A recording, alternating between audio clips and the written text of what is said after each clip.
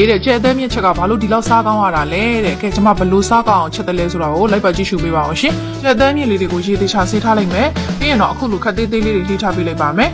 ရတာအတွက်ကကြတော့စားကြက်သားမို့စနွမော်လေးထည့်ပြီးတော့မှနှမ်းစားအောင်နှိထားပေးလိုက်ပါမယ်